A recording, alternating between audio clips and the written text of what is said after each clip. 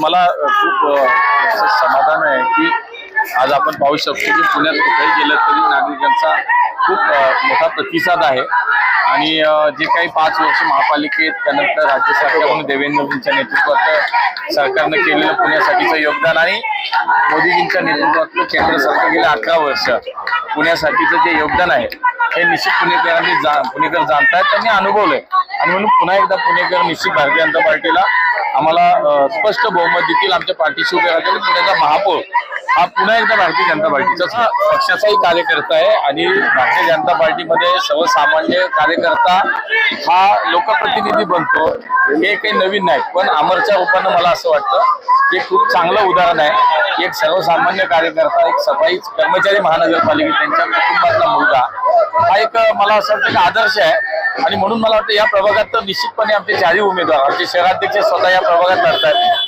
त्यांच्या पाठीमागे एक मोठा अनुभव आहे आणि त्यामुळे एक अनुभवी नेतृत्व आमचं या प्रभागाचं जे काय ते नेतृत्व करत आहेत. धीरजजी आहेत, आमच्या स्मिताताईंचाही अनुभव आहे. त्यानंतर आमच्या गौडताई, आमच्या रघुनाथ गौडा एक खूप जुने कार्यकर्ते आणि नगरसेवक म्हणून त्यांनी काम पाहिलं. एक अनुभव त्यांच्यावरती असं एक चौघांचं खूप चांगलं पॅनेल आपलं झालं. त्यामुळे मला विश्वास आहे की 100% यंदाही मागे आम्ही या प्रभागात 4-0 असंच आमचा संख्या होती. याही वेळेला आम्ही 4-0 या फरकानं आम्ही 4ही नगरसेवक आमचे निवडून. नाही असं नाहीये, लक्षात घ्या.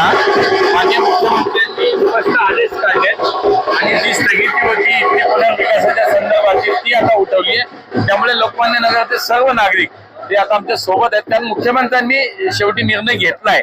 धीरजजींनी त्यासाठी प्रयत्न केले, आमदारांनी सुद्धा नंतर भूमिका त्यांची स्वतंत्रपणे जाहीरही केली. आम्ही सगळेच या विषयाच्या सोबत होतो म्हणून मुख्यमंत्र्यांनी तसे आदेश केले. त्यामुळे लोकमान्य नगर मधले रहिवासी आता 100% आमच्या सोबत आहेत आणि ते मी पुणेकरांना हेच आवाहन करेन की आपण पुणेकर हे सुज्ञ आहेत, जाणकार आहेत. पुणेकर हे नेहमीच विकासाला मत देतात, काय विचार आहे त्याला मत देतात, कुठल्या विचाराच्या लोकांना आपण स्वीकारलं पाहिजे हे पुणेकर जाणतात आणि पुण्याचं भविष्य कोणाच्या हातात सुरक्षित आहे हे पुणेकर मला असं वाटतं ठरवतात की आणि म्हणून त्याच अनुषंगानं भारतीय जनता पार्टीला स्पष्ट बहुमत पुन्हा एकदा मिळेल. 120 ते 125 जागा आमच्या येतील आणि पुण्याचा महापौर हा भाजप. आपण पाहताय की प्रभाग क्रमांक 27 मधले आम्ही 4ही उमेदवार यांच्या प्रचारार्थ आज केंद्रीय मंत्री मुरलीधर अण्णा मोहोळ यांचा रोड शो होतोय. नागरिकांचा उत्स्फूर्त प्रतिसाद आहे.